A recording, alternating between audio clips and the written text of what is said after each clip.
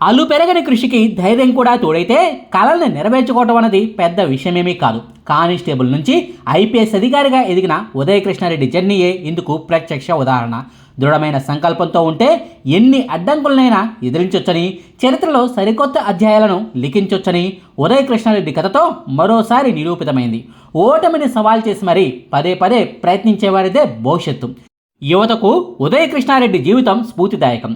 ఇది ముఖ్యమంత్రి హోదాలో ఏపీ సీఎం చంద్రబాబు నాయుడు గారు చేసిన ట్వీట్. 2025 సంవత్సరం ఏప్రిల్ నెల 29వ తారీఖున ఓ జాతీయ మీడియా కథనాన్ని పోస్ట్ చేస్తూ చంద్రబాబు గారు అన్న మాటలివి. గౌరవ ముఖ్యమంత్రి చంద్రబాబు నాయుడు గారు నా కష్టాన్ని గుర్తించి అభినందించడం నా అదృష్టంగా భావిస్తున్నాను. Thank you so much sir. మీ విజనరీ లీడర్షిప్కు, మీ కష్టపడే తత్వాన్ని చూసే నేను చాలా ఇన్స్పైర్ అయ్యాను సార్ అంటూ అదే రోజున ఉదయ కృష్ణారెడ్డి గారు కూడా చంద్రబాబు గారికి ధన్యవాదాలు కూడా తెలిపారు.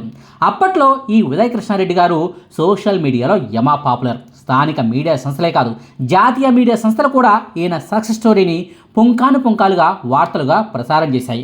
కానిస్టేబుల్ టు ఐపీఎస్ అంటూ హెడ్డింగులను పెట్టి మరీ హీరోగా కీర్తిస్తూ ఆయన పడిన కష్టాన్ని రాసుకొస్తూ యువతకు ఈయన రోల్ మోడల్ అంటూ కథనాలు వచ్చాయి. కట్ చేస్తే సరిగ్గా ఏడాది తర్వాత ఇదే ఉదయ కృష్ణారెడ్డి గారి గురించి పూర్తి భిన్నమైన వార్తలు నెట్టెంట కనిపిస్తున్నాయి. హీరో టు జీరో అంటూ వార్తలు తెగ సర్క్యులేట్ అవుతున్నాయి.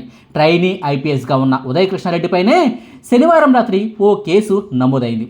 హైదరాబాద్లోని అత్తాపూర్ పోలీస్ స్టేషన్లో ఓ ట్రైనీ మహిళా ఐపీఎస్ అధికారి ఆయనపై కేసును పెట్టారు. అంతేకాదు, హైదరాబాద్ పోలీస్ కమిషనర్ సజ్జనార్ గారే నేరుగా ఈ కేసు గురించి ప్రస్తావించి విచారణ చేస్తున్నామని, తగిన చర్యలు తీసుకుంటామని ప్రకటించారు.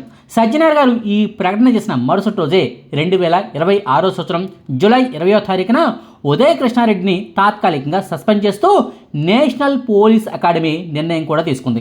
ఆయన్ను అకాడమీ నుంచి ఇంటికి కూడా పంపించేసేశారు. అసలు ఇంతకీ ఎవరి ఉదయ కృష్ణారెడ్డి?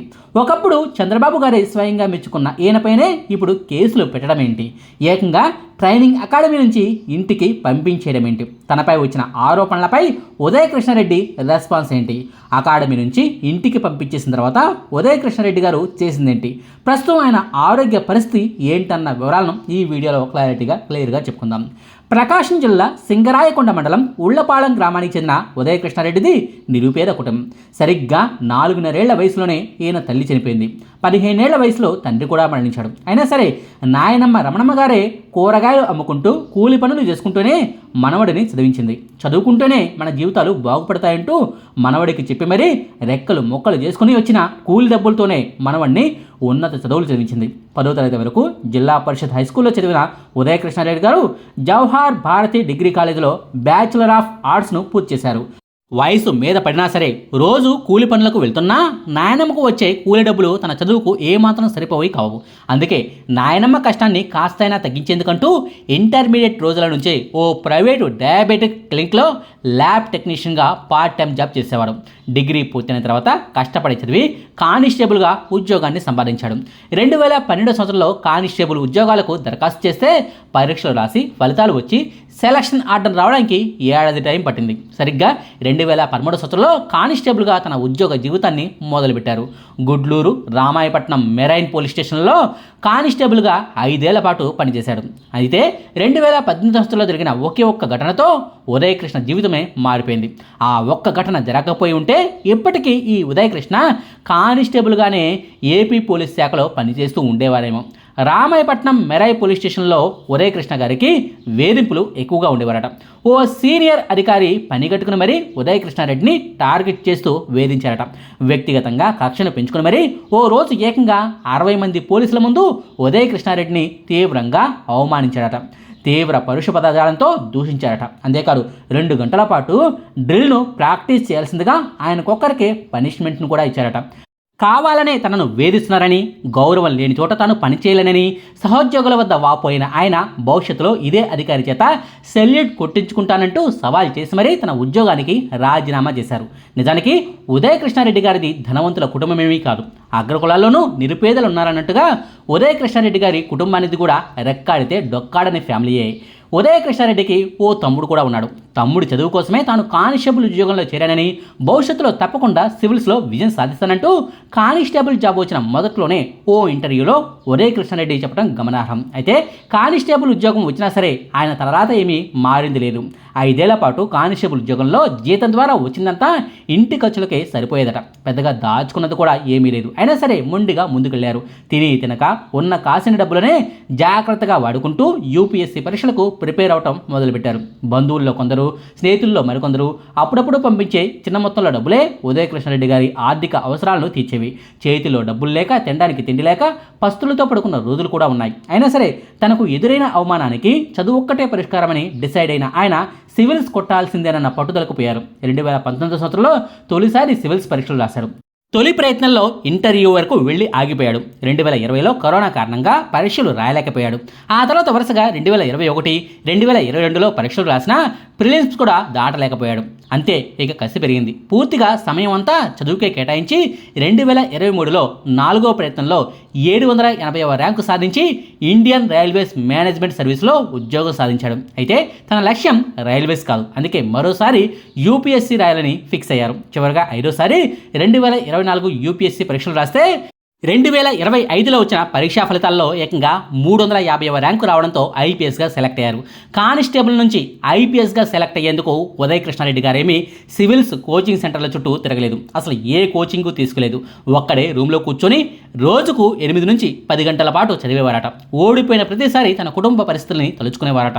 మా తలరాత మారాలంటే నేను ఐపీఎస్ కావాల్సిందేనంటూ తనకు తాను ధైర్యం చెప్పుకుని మరో ప్రయత్నం దిశగా అడుగులు వేసేవారట. ఆయన సక్సెస్ స్టోరీ గురించి తెలుసుకుని తెలుగు మీడియంలో చదువుకున్న ఆయన ఐపీఎస్గా సెలెక్ట్ అయిన వైనాన్ని తెలుసుకుని ఉదయకృష్ణారెడ్డి గారిపై ప్రశంసలు కురిపించని వాళ్ళు ఎవరూ లేరు. మీడియాలో ఆయన సక్సెస్ స్టోరీ గురించి పుంకానుపుంకాలుగా వార్తలు వెలువడ్డాయి. చివరకు ఏపీ సీఎం చంద్రబాబు నాయుడు గారు సైతం ఈ ఉదయకృష్ణారెడ్డి గారిని ప్రశంసిస్తూ 2025 సంవత్సరం ఏప్రిల్ నెల 29వ తారీఖున సోషల్ మీడియాలో ఓ పోస్ట్ను కూడా పెట్టారు. యువతకు ఉదయకృష్ణారెడ్డి ఆదర్శమంటూ కొనియాడారు కూడా. కట్ చేస్తే సరిగా ఏడాది తర్వాత హైదరాబాద్లోని సర్దార్ వల్లభాయ్ జాతీయ పోలీస్ అకాడమీలో ట్రైనీ ఐపీఎస్గా ఉన్న ఉదయకృష్ణారెడ్డిపై ఓ కేసు నమోదైంది. ఉదయకృష్ణారెడ్డి నాపై లైంగిక వేధింపులకు పాల్పడుతున్నాడు, నన్ను బెదిరిస్తున్నాడు అంటూ 2026 సంవత్సరం జూలై నెల 18వ తారీఖున ఓ మహిళా ట్రైనీ ఐపీఎస్ అధికారి అత్తాపూర్లోని పోలీస్ స్టేషన్లో ఫిర్యాదు చేసింది. దీంతో పలు సెక్షన్ల కింద కేసు నమోదు చేసిన పోలీసులు దర్యాప్తు చేపట్టారు. పోలీస్ శాఖలోనే జరిగిన సీరియస్ కేసు కాబట్టి స్వయంగా హైదరాబాద్ పోలీస్ కమిషనర్ సజ్జనార్ గారే ఈ కేసును పర్యవేక్షిస్తున్నారు. జూన్ 23వ తేదీ నుంచి ఉదయకృష్ణారెడ్డి నాపై లైంగిక వేధింపులకు పాల్పడుతున్నాడు. వాట్సాప్లో అసభ్యకరంగా మెసేజ్లు పెడుతున్నాడు. ట్రైనింగ్లో ఉండగా ఇతర ఐపీఎస్ల ముందు నన్ను టార్గెట్ చేస్తూ వ్యక్తిగత దూషణలు చేస్తున్నాడు. పోలీసు అకాడమీలో ఉన్న మరో ట్రైనీ ఐపీఎస్తో నేను సన్నిహితంగా ఉంటున్నానంటూ అసత్య ప్రచారం చేస్తున్నాడు. పైగా ఈ విషయాన్ని అందరి ముందు ఒప్పుకోవాలని నాపై ఒత్తిడి తెస్తున్నారు. నేను ఒప్పుకోకపోవడంతో జూలై 8వ తేదీన నా ఫోన్ లాక్కొని ఓ గదిలోకి నన్ను తీసుకెళ్లాడు. ఫోన్ పాస్వర్డ్ చెప్పాలని వేధించాడు. అసభ్యకరంగా నన్ను తాకుతూ అభ్యంతరకరమైన చర్యలకు పాల్పడ్డాడు.